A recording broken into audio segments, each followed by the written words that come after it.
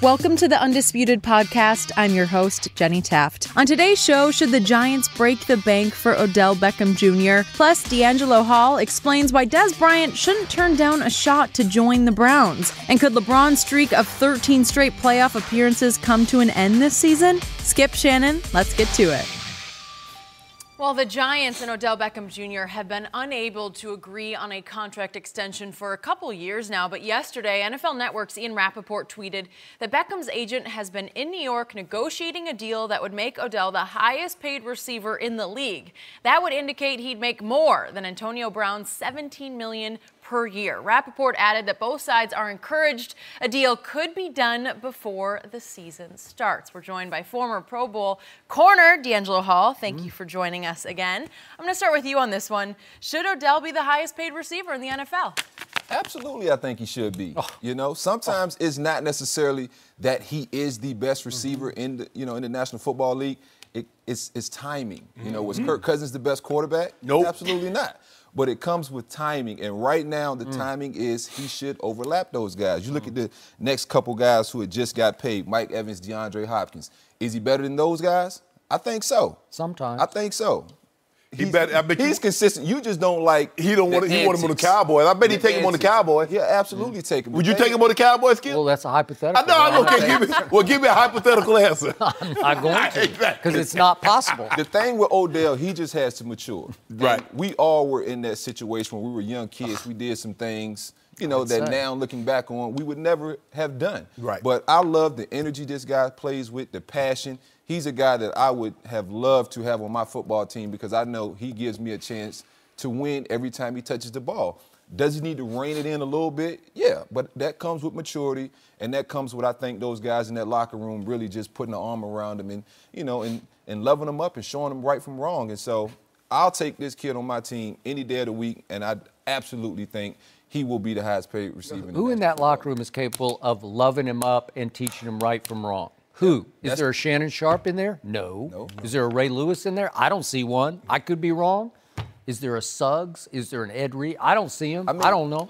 That's the problem in today's NFL. They push a lot of the old guys out because of salary cap. We thought the CBA was going to kind of help rectify that. It didn't. That was a lie they told. That was a lie they told. do that. And so there's not a lot of those veteran leaders who can pull a guy like that aside, who've been down that road. And so, that's the Giants locker room that they need to handle. You would think Eli would, but I just don't know if that dynamic probably isn't the best situation for him pulling them aside because I don't see Eli doing that as well. But talent-wise, absolutely.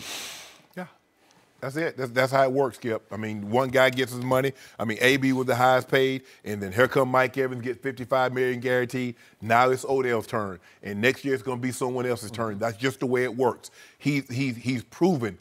You look at his numbers, and he missed, 13, 14 games last year, and he's still like second, since he's been in the league, he's second in receiving touchdowns. He's a touchdown maker. He's big play. He has big play potential anytime he touches the ball from any area on the field. He's great run after the catch. Catching the ball, you can throw in small windows, 50-50 balls. At his size, the way he can catch 50-50 balls, you would think he's 6'4", 6'5". Dude's about 6 foot, 6 foot tall, 6'1", tops. I think he's 6 foot. I agree. Tops. I don't think but 50-50 ball, he can high point the ball. Technically, he's fundamentally sound. There's not a route he can't run. No doubt. Speed out, dig, come back, shake route. I mean, you look, set it up perfectly. Maybe the greatest pair of hands I've ever seen. Ever. I wouldn't go that far. I don't know. But he does have some great hands. Can you think? Larry Fitzgerald. I don't know. Odell's got Randy Moss. Chris Carter. I take Chris Carter. I take CC's hands. I'm talking about circus catch hands, where you can pull things off. The great Chris Carter caught everything in his radius. Can you imagine circus catch? Yeah, circus catch. He puts on the greatest pregame show I have ever seen. I would pay just to watch the pregame. I would. But you could understand this, D-Hall, is that when you got in the league, the glove was not as tactified as they are now. Okay. You throw the ball over there and stick your hand up over here, you can catch the ball. I think you just invented a word, tactified. I like it. I know exactly what it means. Catching today's NFL with these gloves, man, I'll tell you what, you shouldn't be playing receiver. But Skip, he's a special talent. And I think the thing is, look, if the Giants could deal with LT And what he was like off the field, this guy's a breeze. This guy's a breeze here, Skip Bayless. LT ran that locker room. When it was time to play, everybody followed LT into battle. Yes. And he didn't just win the battle, he took over the battle. He dominated the battle. Oh, he's special. He was unblockable. He was. He was invincible when it was time to play. Yes. Did he have his issues? Yes, he did. Yes. But they didn't factor in. He was never a sideshow. He was never a net-destroying distraction on the sideline. He never got into some personal war with somebody on the other side, like Josh Norman and Odell did. You couldn't insult somebody like they did him. Can you imagine if somebody had said that to LT, what would have happened on the field? Skip, you know back then they fought. Well, nobody would have even dared. Exactly. They fought for real. Back then Insult they him fought for real. like Josh and some of the other Carolina Panthers insulted Odell. They fought for real back then in the 80s and the early 90s. Fought for real. So, look, I'm just happy. I'm a Cowboy fan, and I don't have this problem because this is the classic Odell Beckham Jr. trap that they have fallen into. And I don't know how to get out of it because you're damned if you do and damned if you don't.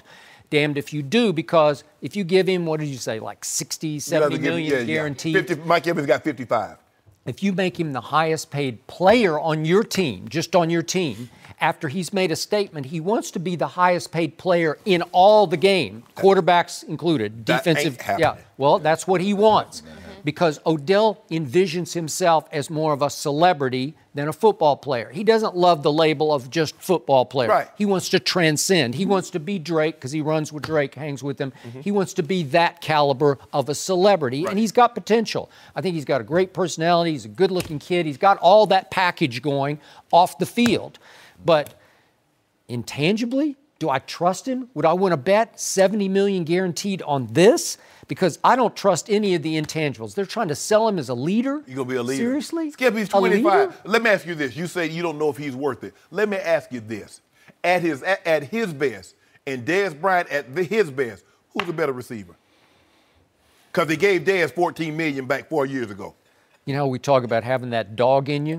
When Dez was right, 2013, 2014, he had more dog in him than Odell does. Oh, I disagree. And even at his best, he couldn't touch this guy. Nah, not even close. Hey. Not even close. He would go up and snatch balls. You fought with him a few times. I have. Yeah. I have. And he fought with this other guy, this 13. I fought with this one, too. Skip, Maybe it was because I was a little bit older. I think you were a whole lot had a little bit more dog than me, without a doubt. Boy, I don't the see quick Skip, the thing that this guy can be so easily distracted. You can get in his head. You can get in his Not ear. anymore. You could get in Dez's head, too. I mean, so that comparison, you're just so biased to your Cowboys. I'm not. It won't Hey, let you am I see not clear. out on Dez Bryant? Yeah, you out on I'm Dez all the Bryant. way out. He's all the way down on me, and I don't care because you have to perform to your contract, Yeah, and he right. did not. He deserved whatever he got, 50 million. I don't know if He it's got like guaranteed. 45. Yeah, 45 he guaranteed, deserved 70. it after 2014 because I could make a case, and so did he.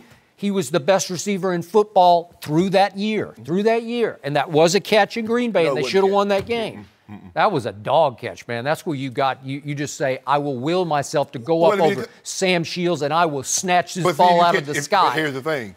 This is why I always caught the ball the first time. You only get one catch.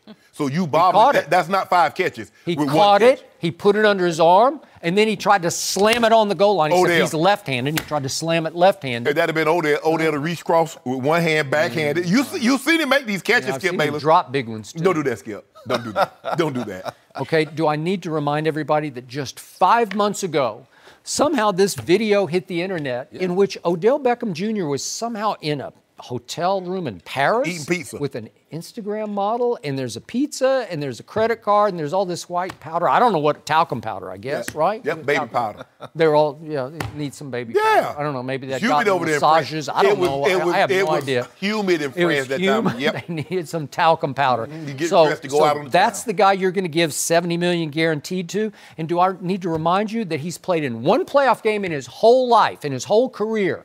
This is his 5th year.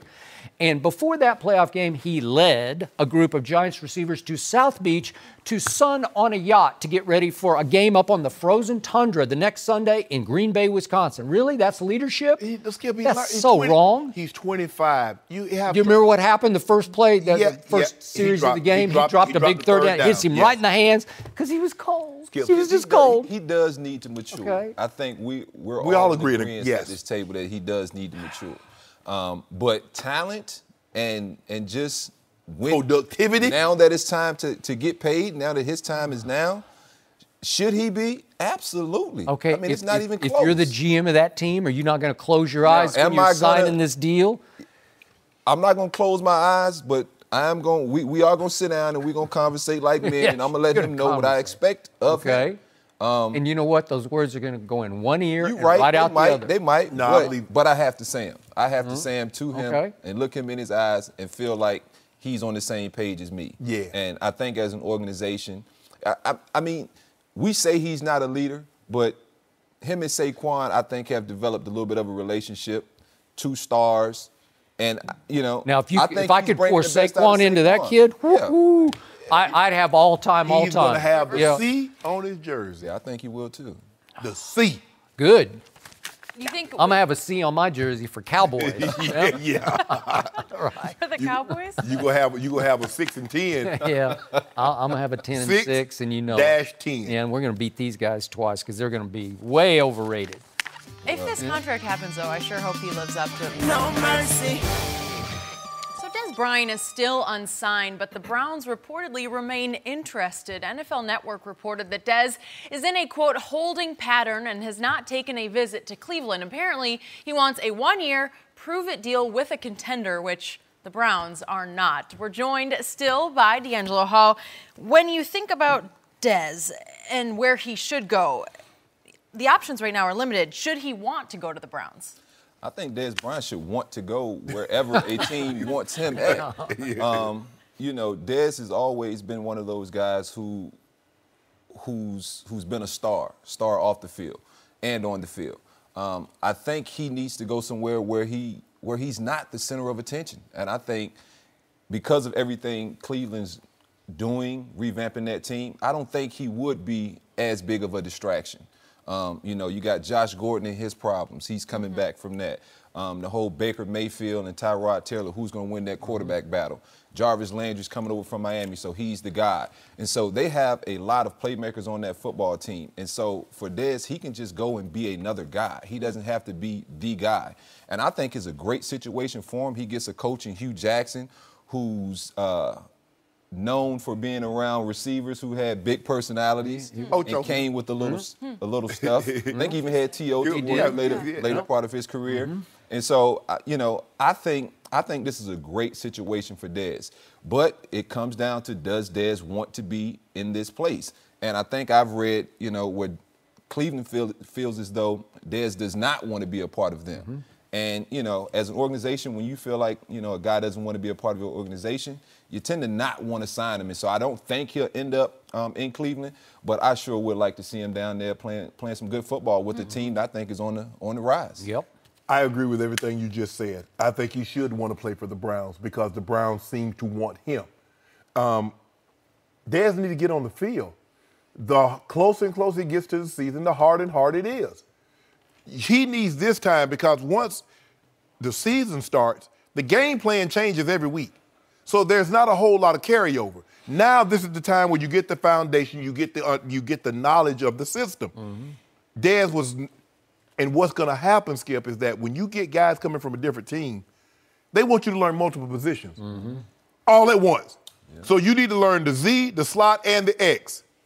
Well, that's really never, Dez didn't really do that when he was in Dallas and he was in that system for an extended period of time. Now you're going to a different system and they're going to be asking you to do these things while being Dez Bryant. He says he wants to go to a contender. It's going to be hard for me to believe that a contending team, barring significant injury, given his history, given his volatility, is going to bring him in. A contending team? Yep. More likely than not, it's going to be a team of a Cleveland Browns caliber that's going to sign Dez.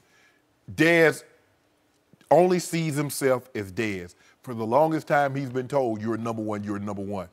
He was a number one the last couple of years only in title only. He didn't play like a number one.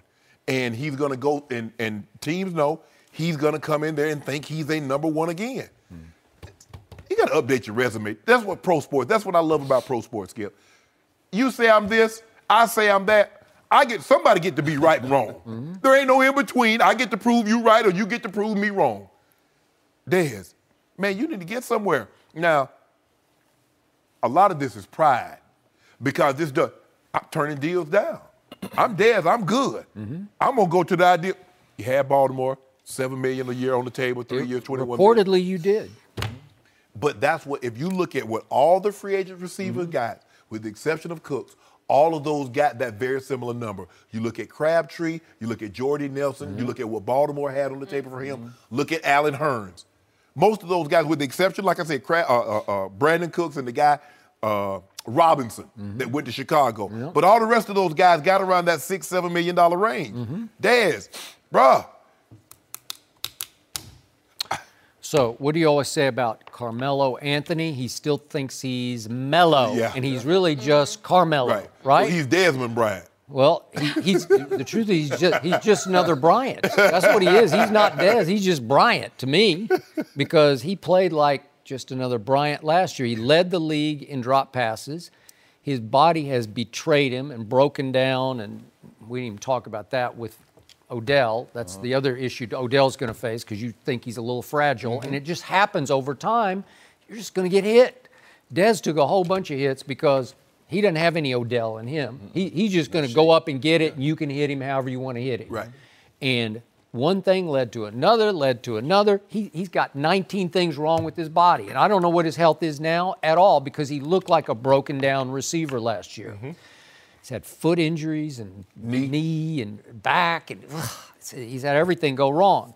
So to me, I really like the Browns. Now, again, it all hinges, and we agree on this, it hinges on a guy who can really play, Josh Gordon. He has shown me Hall of Fame potential. I'm not saying he's a Hall of Famer, but I have seen bursts of Hall of Fame from Josh Gordon. Special. He can play. He's special. We're talking big and fast and hands, and he's got the whole package, but he's got some issues. So he's dealing with his issues again now, and he's had them throughout his whole career dating back to high school. And yet, if he's back in the fold before game one and ready to go, and that's a big if, but all of a sudden, I'm looking at the most improved team in pro football with Jarvis Landry and Njoku at tight end, and they like that. I was surprised they let Corey Coleman go. Well, Skip, really? That was one of the picks that they got from Philly when they traded for Carson Wentz, and you traded first-round pick for a seventh. They must have just wanted him out of there, Skip. Okay, I don't know. When we had Baker Mayfield here, he indicated he liked that kid from Florida they drafted, Antonio Callaway. He can fly. But he's had his issues. No, he has had his issues. He's had a whole bunch He played of football last year. He was a fourth-round draft pick, so that shows you he can play. But my point is, this is starting to look like a loaded football team on both sides of the ball that's about to arrive. And if it arrives, they could have a shocking year. They could win 6 or 7 games and be like the big story of the year. If I'm the Browns, this is why I don't want him. What did Stephen Jones say about Dak? Dez was constantly in Dak's ear. He was. Also, Jason Witten. Do you want to bring Dez in with a rookie quarterback and have him constantly in his ear? That's what you have to worry about. I mean, it's a blessing. I can tell you what Baker Mayfield would say back to him, and it wouldn't be pretty. That's the thing. Sometimes, Skip, it's a blessing and a curse to have a young quarterback and a rookie and a veteran receiver. Like Peyton had Marvin Harrison. Well, Marvin's personality, I mean, he gonna want the ball, but he's not in your face with it. No, he wasn't. That's a good point. So that's what the Browns, that's what you're going to have to deal with. That's the question. Because you can't just think about, okay, yeah, we need a receiver. How's it going to mesh with your quarterback? Well, to your point, the Bible says pride goeth before the fall, and pride is going before this fall because clearly Dez is looking at Cleveland as he's only the emergency plan B in case Josh Gordon doesn't come back full speed and mentally right. Right? He thinks that's beneath him. Yep, it's beneath him. What it is. So he's looking. he wants somebody to say, "We need you to get over to take us over the top as a contending team," and I don't think that's going to be out there. The best bet was Baltimore because Ozzie said, "I can do this for you," and Ozzie has a long history of reviving careers, right? Yeah. I went to Skip. True story. Me, I thought the same thing with Savannah State. I wasn't going to go to school because everybody else had rescinded their scholarship because I was Prop 48. My brother came home from the University of South Carolina, and he said, "You think Savannah State is beneath you, don't you?" He said, "Go for a year. you can always go to the military, Shannon. He said, go to Savannah State, and if you don't like it, say, you know what, I went, and it wasn't for me. Ta-da. 30 years later, Skip. Hall of Fame. Here I am. Wow. Pretty cool. But the Dez really think that, man, that play no Cleveland. Cleveland? Not Dez. Okay. Yeah. When does that start to sink in for him? You mentioned updating his resume. When does Dez When they realize start playing I'm football in different? September. Exactly, and he's still It's sitting gonna at take that home long. trying Yeah. to figure, oh, yeah. Yeah. He's like, man, I should have went there. Oh, I should have went there. And he see a receiver drop a ball or a guy get covered. Man, I could do that. I could have been. Nah, bro, you don't want to play with You're a Cleveland. player, at the end of the day, all you want is a chance. I remember getting cut, and I'm like, man, having nowhere to go. And I'm telling my agents, man, I just want to play. Right. I don't care how much it is. I just want to play so I can prove that I can still play. And who called? I end up going back to Washington, playing for $1 million contract that year, end up balling out that season and signing a Big deal. 3-4 year deal. Wow. Exactly. So at the end of the day, Dez should just be wanting to get on that football field and show people he can still play football. Is Cleveland an NFL team? They are. Do they pay an their NFL players? team. As long as they couldn't, if that check gonna be in, I just got direct deposit a couple years ago, but I used to get that paper. If they gonna pay me, they gonna cash me out. Dez, you better go on up in there. Yep. Swallow that pride. Because you can't show nobody that you can play sitting at home. Yeah. Oh, he's sitting on that couch come September. And you know what he should back off doing? Because I think NFL GMs follow what's happening. When he fires off like 60 tweets in a row, it's not a good sign. It's like, what are you doing? What happened to you? He's talking to people that's in no position to give him a job. Yeah. Those guys that he's talking to, oh yeah, Dez, you're right. They ain't got no team. Yeah, and the people who are in position to give him a job are saying, I don't know about this guy. Man, you better go on out there and show you can play. If you believe you can, if you that dog, or Dallas made a mistake and they shouldn't have got rid of me, go prove it. It's easy to do. That's pro sport. It's a proven business. Very easy. If he's still sitting on that couch, though, come September, I feel like Cleveland's going to look like paradise, and he's going to go, oh, what could have been. No, if I'm Cleveland, no, I'm good, Could cool. have been. Yeah, Cleveland might not want him at that Yeah, point. exactly. Yeah, at some point, you just might lose interest. D'Angelo, thank you for joining us. No mercy. So the Patriots are running out of receivers. Yesterday, they released Malcolm Mitchell less than a week after they got rid of Jordan Matthews. And this offseason, they lost both Danny Amendola and Brandon Cooks. And don't forget, they'll play the first 4 games without the suspended Julian Edelman. Last week, Pro Football Focus ranked the Patriots receiving group as 14th in the NFL. Shannon, what is going on here? That's 4 spots higher than Aaron Rodgers' receiving corps. It wouldn't be now. Whoa. Well, that was- I'm sure they factored that in. I'm They almost did certain not. they factored. Yeah, they factored it in. Skip, look, the Patriots have had some bad luck with the injury bug this offseason, especially at that position. And this is what we know about the Patriots. You might get 1 year injury, and you sit on the pine and not contribute. You're not going to get 2. And the guys that they released, look, Skip, they've had injury problems before. So Coach Belichick has taken, you say, play the odds. The odds are they're going to get injured again, miss time, not be able to contribute. I think Malcolm Mitchell had some injury issues with his knees coming out of college. That's probably why he slid in the draft. Now, his rookie year, Skip, he played really, really well. 6 catches for 70 yards in the Super Bowl? The Atlanta Super Bowl, yeah. Caught 2 touchdowns against Darrelle Revis 1 year. So he was on the uptick. But then the injury bug, and it's reported that he had a procedure a couple of weeks ago to try to relieve some of that tension, some of that pressure off his knees. So I'm not surprised, given the fact that he missed all of last year with an injury. He was nicked coming into camp. He's nicked now. Jordan Matthews has missed time in the past. Nicked again, pulled his hamstring. Coach Belichick's like, nah, the odds say you're going to be injured again. But the mere fact that they got Gronk makes them a top 10 offense receiving I mean, he's corps. no Jimmy Graham, but he is Gronk. I'll give you that. You know what's getting better. You know what? Well, you told me how great Jimmy Graham. You said he's the greatest red zone target in pro football. No. I said he's a great red zone target. You got to not go there. set you up. He just be trying to miss every word I say. He be trying. That's what you said. No, granted. And Julian Edelman. Now it's reported that he says I don't have my camp legs back. And it seems like as soon as he gets them back, he's going to have to go sit down, Skip, because he's going to miss the first 4 games. But it's hard for me to believe. And I get it. you look at these names, you look at Decker's been injured, but Decker had his best seasons when he played with Peyton Manning.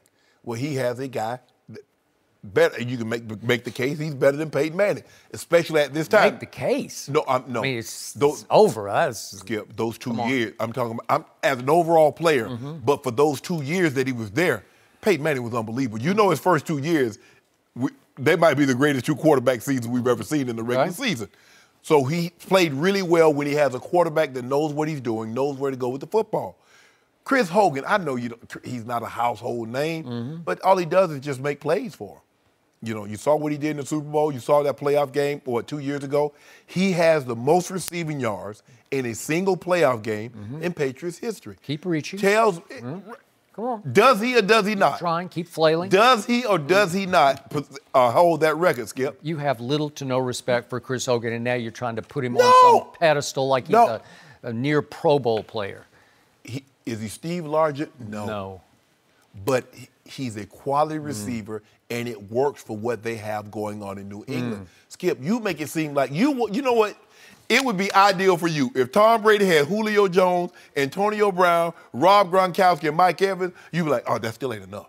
No, Tom Brady. It'd be over. It'd be Golden State. It'd be prohibitive. I mean, it would be a mismatch. But that's it would be not fair. But you can't do that because of the salary. He had all those guys rolled into one guy for one great year, 2007, and you saw what happened. Yeah. 23 touchdowns to Randy Moss. Okay. Yeah. And you didn't say a word then. You was happy like, oh, that's unfair. Okay. So now he has Gronk. He has Gronk, who's everything, all these other receivers. He can run, great run after the catch. He'll block, great red zone target, big guy. Now, he does get nicked throughout the course of the year. He'll probably miss a game or two, but he's still going to give you double-digit touchdowns. He's still going to be somewhere around 900 to over 1,000 yards. So with just Gronk alone, they're top 10. So I don't want to hear anything. His receiving core is rated higher than Rodgers, so therefore. Oh, okay. So it's my turn. It's your turn. It still appears to me, more and more so, that Bill Belichick is attempting to quietly sabotage Tom Brady's chances of winning a back-to-back MVP, because it appears to me he's trying to increase Tom's degree of difficulty and decrease his chances of succeeding at the highest level, because this is a bunch of junk here, man. I've never seen it quite like this. And again, to your point, Malcolm Mitchell had injury issues, but he was becoming a Tom Brady favorite after that Super Bowl. Do you remember that? Yeah. And by the way, my guy Jordan Matthews from Vanderbilt University was becoming a Tom Brady favorite, because you know what happened on the Saturday before he was cut on Tuesday? Tom Brady ran all the way to the end zone after throwing Jordan Matthews a touchdown pass and hugged him.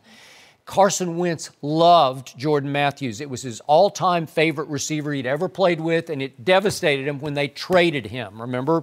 So not Jordan Matthews, Randy Moss. Okay, I'm not saying he's Randy Moss, but he was the best offseason addition as a potential number one target, number one wideout target for Tom Brady. He's gone. Cut. Brandon Cooks was that number one receiver. He was the deep speed. He's only 24 years of age, and Bill Belichick traded him away to the Rams, who immediately gave him 5 years, $81 million with $50 million guaranteed. Brandon Cooks. Yeah. They just said, here, we love you, we'll give you a big contract. Right. Why isn't he still a Patriot? I don't know. Danny Amendola got $6 million a year for 2 years, $6 million guaranteed of the 2 years to go to Miami. He's no longer a Patriot. He was probably Brady's favorite receiver, his go-to clutch receiver in the biggest moments. And you point out Julian Edelman, he's going to miss a whole season plus the first 4 games. That's not real good when you're 32 years of age, right? No, I agree. That's a lot of football to miss, and then you're going to go back to being Julian Edelman? I don't know. I hope so. But here's the thing, though, Skip. You says as Tom Brady's degree of difficulty increases, so does his MVP chances, because I'm sure the voters will factor that in. Oh, we need a narrative? New narrative. Tom Brady has no receivers. Tom Brady always has the narrative because he's 41 years of age. Okay. He has the greatest built-in narrative that we've ever seen for a quarterback because he's playing in his 40s. Okay. People always will broach that he's 40. We've never seen a 40-year-old play like this. We've never seen a 41-year-old play like this. So we have the narrative already set. Plus now, as you mentioned, he let Danny Amendola go. He let Brandon Cooks go. He cut he cut Jordan Matthews. And Malcolm Mitchell. So you've already created a narrative that was there. So listed as a starter for the New England Patriots at the wideout position as we speak is Cordell Patterson. He's a kick returner in his, sixth year? Yeah. He's a kick returner. He did make the Pro Bowl as a kick returner one year, but he's not a starting wide receiver. He never has been. And then the other starter is Chris Hogan, who's almost 30 years of age, who was once undrafted out of, where was it, Monmouth? But What? you keep on talking about he was undrafted, but so what? He was undrafted. So it just goes to show you how good he was. Skip, people make mistakes. Drafting players is not an exact science. So but remember, Julian Edelman once upon a time was a quarterback at Kent State, drafted in the 7th round. Yeah. Really? Yeah. And then Eric Decker. So they go sign Eric Decker. He's 31 and battered. He's beat all to hell to me. Hadn't he had one injury after another? Yeah. And it's not like he's not soft or, I'm not saying he's not durable. He's just taking a lot of hits, man. We're playing with those quarterbacks that don't know where to throw the ball for. You trying to make plays on the ball, yet it'll get you hurt. Okay. Tom Brady's going to put it right in the sweet spot. Deck will be fine. Kenny Britt, almost 30 on his 4th team. Is he going to really contribute? I don't know. You make it seem like almost 30 is almost 40. Well, for receivers, it is. No. It is. That's what I'm thinking. I mean, you had to stop when you were 35, right? They're almost 30. Okay. I was almost 36. Okay, another backup. Philip Dorsett was considered a late first-round bust when he was in Indianapolis, and now I don't know. I thought he'd contribute more last year, but he didn't. We don't have to consider. We know that's what he is. Okay, all right. So look at this collection, and think of Brady's offensive line. It's a bunch of misfits and sort of spare parts. They lost their Pro Bowl left tackle. Nate Solder is now a New York Football Giant. He's protecting Eli's blind side. But they got Williams. Huh? They got Williams now. Yeah, Williams. He good? Right? I don't know.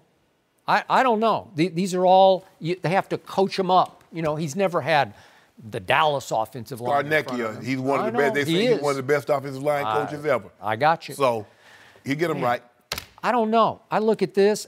Green Bay's receiving corps is definitely better than this one. That's not what Pro Football Focus They said. didn't factor in the Malcolm Mitchell. Yeah. They didn't even factor it. They had Jordan Matthews on the team in that one.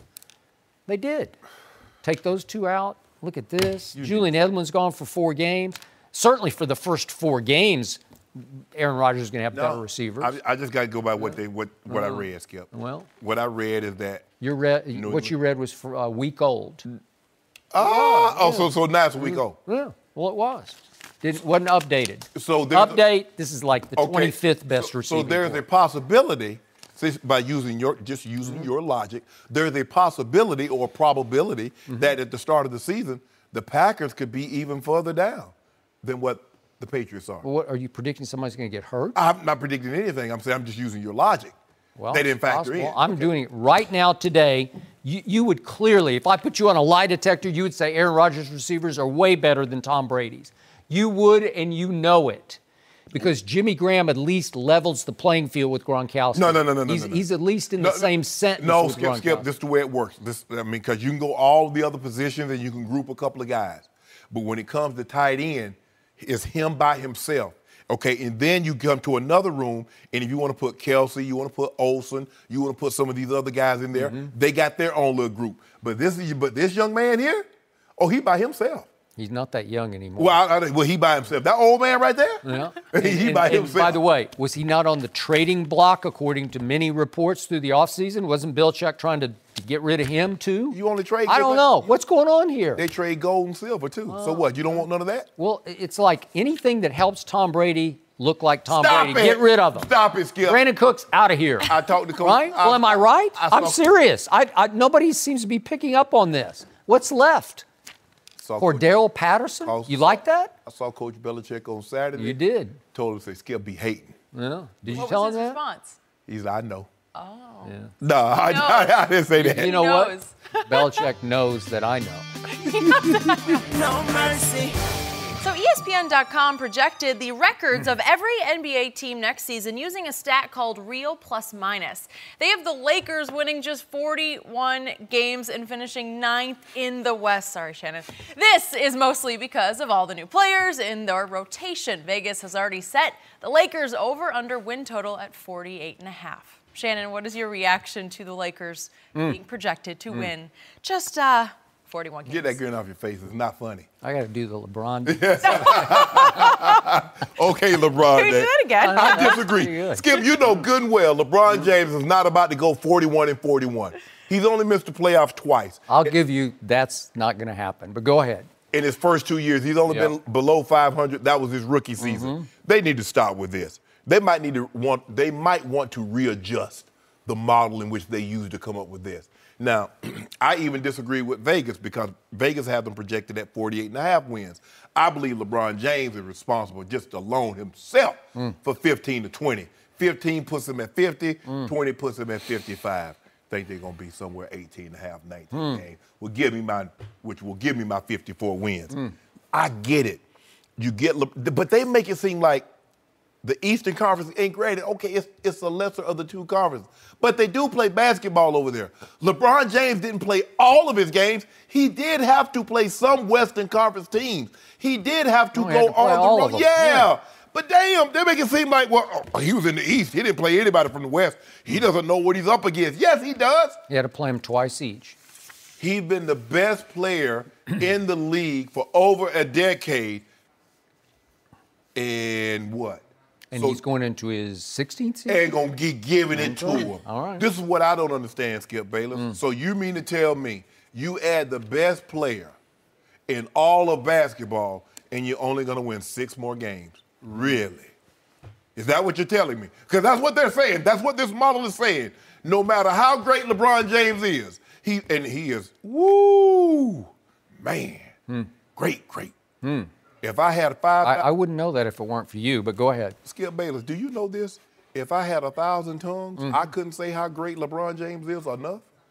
Yeah. All time, historically great. GOAT great. Had a bunch of them out there in the yard in Idaho. You see somebody turn all them LeBron Jameses out? Like 150 LeBron Jameses in somebody's yard last week. Yeah. Cloned them. No, yeah. They're young. Coach is only in his 3rd year of head coaching experience. We're going to talk about him possibly being on the hot seat. Okay. I get it. Kuzma, somebody's going to have to come off the bench. You got Rondo. You got JaVale. You got Lance. You got Michael Beasley coming in there. You got a lot of different personalities. But you got the greatest chef, Skip. He's the only man that can take a whole bunch of stuff that don't go together and make it taste good. Watch what he does. I will give you that. He will make it taste good. He will not make it taste great. And I'm going to remind you, Kevin Pelton, who did this analysis, is regarded as the expert when it comes to statistical, historical projections. So I'm going to put a lot of stock in this because his track record is very good here. And he initially, just right after LeBron was signed, or LeBron signed himself by knocking on Magic's door, he went 50 wins for the Lakers until they started adding Rondo, Beasley, Lance, JaVale. And then he concluded that no team was hit harder by the adjustment for players changing teams. That's what he's factoring in, because when you throw together that many new players, it's hard the first time around to develop the rapport and chemistry that's needed to win 50 games. Boston did it. Well, again, this is tricky because these are all difficult to coach players, which he's not factoring in. But he also points out that only 55% of the projected minutes will be played by returning players. That means the kids aren't going to get to play much. They're going to play half the minutes they played last year. If, in fact, if you're projecting these 4 to get their usual minutes, something's got to give. Kuzma's got to give. You know good and well they're not going to get the use. Rondo is not going to be. Well, I don't know. Well, here's the thing. If he's starting, yes, he's going to get his normal minutes. JaVale McGee is going to get somewhere between 12 and 14. It's hard for me to believe that Lance Stevens is going to be playing upwards of 30 minutes a night. It's not going to happen. But, Skip, if this the same Kevin Pelton that said LeBron James wasn't driving the basketball to the basket. He wasn't getting to the line as much as he once was. I don't remember. Did he do that one? I think he did that Okay, article. I'm not sure and he there did that one. And there were some scouts that said that LeBron James had lost his first step. Okay, but Kevin doesn't quote scouts. He just does numbers. There's no. Well, he wrote that one because remember he said that's why that was somebody else. He didn't drive the ball as much because he didn't want to go to the free throw line. Yeah, I think that was another guy, but I could be wrong. But whatever. The point is, in the end, he says that historically, a player's offense, a star's offense, will fall some when he changes teams. It's just historical. Now, LeBron has shattered a lot of molds. Yeah! I get that. And last year, I gave you this. He had his best offensive year overall last year because he was smarter than ever, obviously more experienced than ever. He could see the floor better, anticipate the floor better than he ever had. And then he scored the basketball at a pace that was just staggering to me. So I give you that. But can he live up to that on a whole new team with a whole new dynamic? He might average a triple-dub, Skip. Well, Basket's I'm sure he'd like to. Basket's going to be a lot easier because he got guys that he can give it to them and they can finish. He don't have to spot up shoot them. He can give them in one dribble to the basket. So I will give you the offense. I don't give you anything on defense. This team. He didn't factor that in. Okay, he didn't. But it's going to be. I'm factoring it in because these teams you're up against all play good to great defense. This team is going to be the most defensively challenged team in the entire Western Conference. Book it. Nope. Book it, it will. Nope. It's going to have to beat you on offense. If it can outscore you, that's fine. But to get to your 55 wins, which you project. 40, 54. 55 wins. It keeps spilling out of your mouth. 55 wins. To get to your 55 that you keep throwing out there, 54 or 55. So I'm going to go with 55. No. To get to 55, they're going to have to average some insane amount of points, 120 points. I don't know. They're going to have to be way up there. It'll be about 110. 110? Well, they're going to have to because they're going to have to outscore these teams because they're going to give up a lot of points because everybody they added has their issues on the defensive end. Lance plays defense. He'll in spots if he gets a challenge, like go bother LeBron. He'll go bother LeBron. JaVale will rim protect. He can, but he sort of comes and goes with his focus and effort. It'll come and go. We just need him to come more than he goes. Okay. We'll be just fine. Maybe. And LeBron will help in that regard. But now let's look at what Kevin Pelton projects for other teams that you keep discounting, if not just completely poo-pooing when I throw them out. Guess who he's got second to Golden State? Exactly. Utah. Exactly. What have I been telling you? Utah's way better than you think. No, they're not. Utah will only get better because Donovan Mitchell will only get better. Rudy Gobert was the player of the year, the defensive player of the year. You don't think that team plays defense? They play defense. Good luck. Good luck scoring. Yeah. Yeah, they have problem scoring. So they're ranked second, and that's above Houston, who's third. What I keep telling you about the Denver Nuggets, you liked them last year. You had Isaiah Thomas, who had some flashes of brilliance down the stretch with the Lakers. Then he got fixed, and I assume he's going to be relatively healthy. Didn't you see what LeBron and the Cavs did to the Nuggets? So imagine what LeBron. Yeah, but I saw what the Nuggets did to Golden State one night too. Yeah, they're capable of obliterating people. On a given night, any team can beat any other team. But over the course of the regular season, Skip Bayless, LeBron James.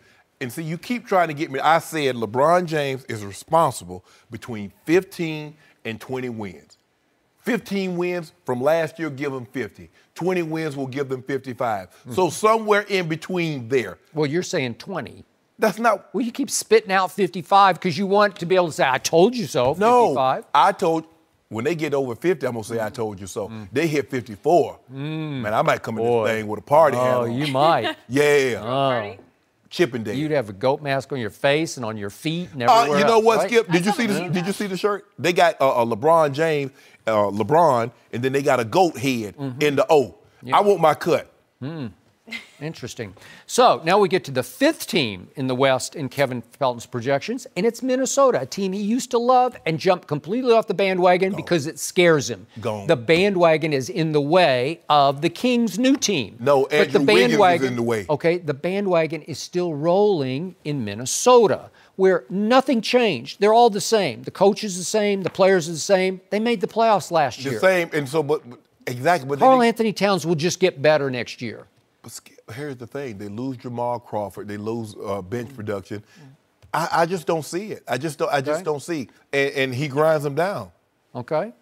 fifth. He does grind them down, but they also play defense. They play defense, but they become challenged. So I like Oklahoma City a lot more than this, and the Vegas odds maker who spoke for their piece the other day was saying that Oklahoma City is better by subtraction, which is what I told you. To lose Melo and add Robertson back on defense, it just helps them. But he's got them 6. Well, you still got to deal with them. You still got to deal with New Orleans because New Orleans, again, Julius Randle was a Laker, and now he's a Pelican. Yeah. And they took off when they added Mirotic and lost Boogie. Right. And they lost Rondo, and I give it, Steven Jackson made a strong point yesterday. We're going to have him on the show here in just a little bit. But he made a strong point. That's a lot to lose in Rondo. But Drew Holiday, he's an all-star. Right. That's a really good team. And Anthony Davis will only get a little better next year. And he's pretty good already. 28-11 good. Okay, so he's entering his prime right now. So they're 7th in the projections. And then I keep telling you, Portland's 8th in the final playoff spot. They won 49 games last year, and the Vegas over-under is 41.5. Well, look at the log jam at the bottom of the West. My Spurs, not ranked here, not projected in the playoffs. Lakers, not projected in the playoffs. They will be. Okay, but I've got the Lakers 8th, and you're going to be in trouble because there are just too many teams for too few spots. This is something you've never had to deal with before. Which one of those? Welcome to the West. Which one of those teams that you just mentioned has LeBron James on it? None of them. Okay, then. Yeah. So, therefore, they're not going to be better than his team. How many of these other teams have Rondo and Lance and Beasley and JaVale? How many teams have those guys? We're going to None. be okay. We're going to be okay. How many of these other teams are coached by Luke Walton? None of them. LeBron James? Yeah. LeBron James is a great coach. How many of these teams have LeVar Ball hanging over them from night to night? None of them. You hadn't heard LeVar say anything in the last 2 weeks. Who is the hardest? 2 weeks. Way to go. Yay. Who's the hardest player to play with in all of basketball? LeBron James. It's He easy. is. No. Oh, you told me it's hard. You told me last year. Hardest guy to play with. Pressure that comes with it because nothing less than finals and winning is accepted. But he makes your job so easy. He gonna give you a catchable ball, 2 dribbles, you at the rim. Where you wanted that? Where you wanted the That pocket? sounds like Lonzo Ball to me. See, having a good conversation. Good old conversation. Gets in quick. Gotcha. Just like, Jenny, you don't remember this. But Skip, you remember. You used to have the party, they have the DJ going on, and then somebody bumped the turntable. I don't remember that. Hey! I'm sorry. I mean, he wanted to have the last word there. No mercy.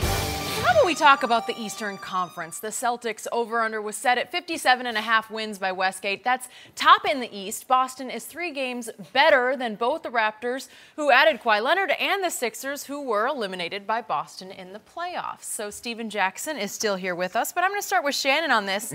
Do you agree with these numbers? Nope. I got Boston winning more than 57 games. Okay. Boston's going to be around 60. It's hard for me to believe, Skip. They won 55 without Gordon Hayward. Gordon Hayward played 2 minutes. Kyrie Irving missed, the last 20-25 ball game. It's hard-pressed for me to believe that they're going to only win 2 more games than what they won last year. They will be in the 60s. I do believe Philly will be the second-best team in the Eastern Conference. I'm going to put that – I can live with that number, 50, 54, 55 wins. I can live with that. I think Toronto with Kawhi. Kawhi's a better player than DeMar DeRozan. If he wants to play. He wants to play. He happy. He want to be up out of there. He didn't want to play for you guys anymore.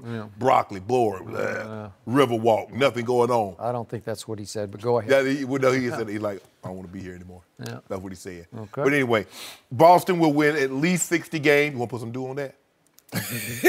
Nope. Come on, Skip. Why you scared? I'm about to make you a bet. Okay. Tell me when it's my turn. Okay, well, I got Boston going to win 60 games. I'll say Philly will win 55, 56 games, and Toronto will be the 3rd seed at 53 games. Okay. Go ahead. I definitely think Boston will win 55, 60 games. I don't think it will be even close in the East.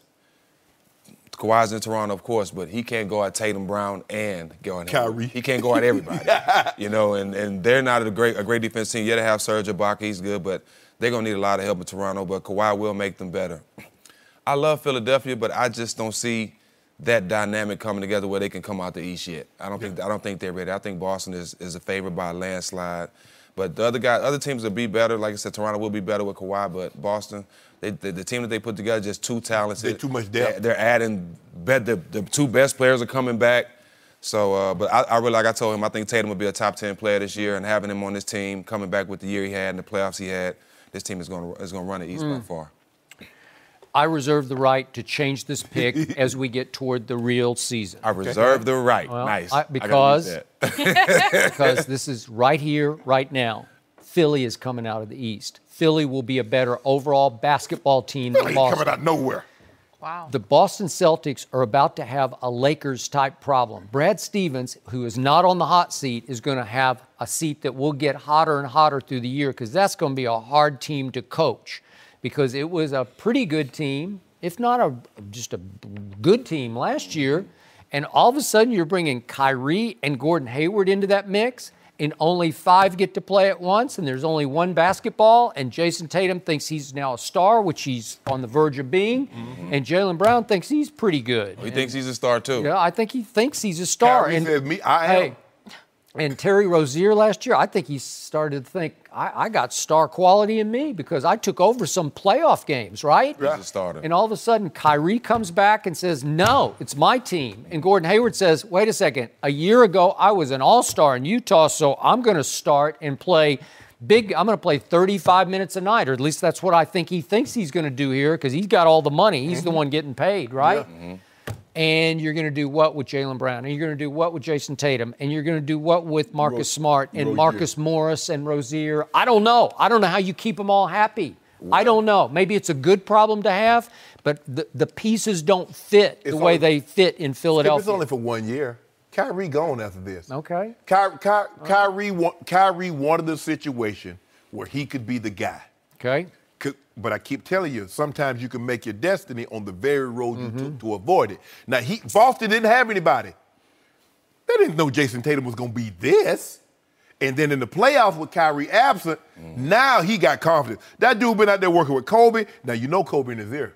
Kobe telling him, hey, bro, you need to get them. You need to get 20 shots up. So, Kobe, what would happen if I get double teamed? Shoot it. Shoot it. you shoot. Hey, most guys would tell you, Magic would say pass out of the double team. Kobe say shoot over the double team. Right.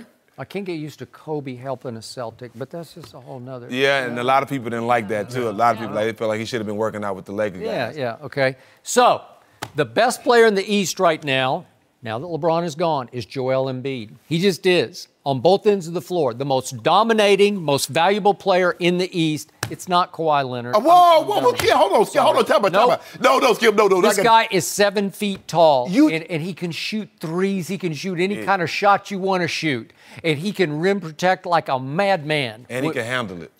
He's got it all. And I got to tell you, I think maybe Philly has 2 better players than anybody on this Boston roster, and I love all these kids. I love all of it. I love Kyrie. But Ben Simmons not better than Kyrie. I don't know. I know. No. I think if you did a poll of GMs, I think Ben Simmons would be way up there. I think it'd be real close. He has a high upside. He could be better than Kyrie. He could be better than Kawhi, but not yet. Stacks. This is what this you see this man. You see how Skip. This man is spitting truth. No, you ain't spitting no back. You told now. Hold on. How is Joel Embiid the best player in the East when Kawhi Leonard, one guy told me that he was better than LeBron, that Kawhi was the best player in the NBA. Now he goes to the East, and now he's behind Joel Embiid. It's about happiness. He happy. He's up out of San Antonio. Yeah, he the North now, but he's way up there in the North, right? He said, you know what? This you gonna be happy up there? I don't know. Haven't you have a flight you had to lay over? Yeah. I mean, everybody want a direct shot. It's a layover. Everybody want to go straight to the Lakers. Is he going to play like it's a layover? Yep. But to touch on what you was talking about with Boston, with the heavy roster they got, I think that's one thing that we gave Brad Stevenson on credit for last year, was to have a roster that was beat up but still have a lot of talent and able to get guys to buy in, not come in and try to be the star, not come in and replace Kyrie, but to come in and just to buy into the team. That's a question of who will play, not a question of who won't play. But what I'm saying is I think Brad Stevens is going to do a great job of keeping those guys together and having a solid 8-man rotation where guys understand their roles. Coaches that sit down with players and tell them their roles before the season, don't really have too many problems during the season because it's already understood what I expect from you. Do I have to remind you, J.J. Redick is back in Philadelphia, and he can just flat-out shoot. I'm not sure there's a better pure three-point stroker than that guy. I know Steph is way up there, but this guy, when he gets going, he's right there with Steph and Clay. He's one of my favorite teammates, too. Ooh, really? Yes, okay, J.J. Redick. I love J.J. Redick. All right, and then do I have to remind you that Robert Covington was one of the top defenders in the league? He's top 5 in defensive win shares. And then Dario Saric, he's sort of the odd man out, but he looks like he's a player to me. What is he, like 6'9"? Yeah. Can play both ways? I don't know. And then look at they added Wilson Chandler. Is Markelle Fultz ever going to turn into that guy? They say he's going to build that shot. They say you got to make sure that thing looking good. What if he did? So that thing looking good, Stack. Yeah. This is a better team. The pieces fit on this team. Amir Johnson, T.J. McConnell. I like the pieces here for this team. This is going to be a better basketball team than Boston. Boston going to win between 60 and 65 games. Yeah. Watch it. Folks couldn't hit a house if he was in the kitchen last year. I got to see this. He got that shot right, though. I got to see it. We will see. Steven, thank you for joining us. No mercy.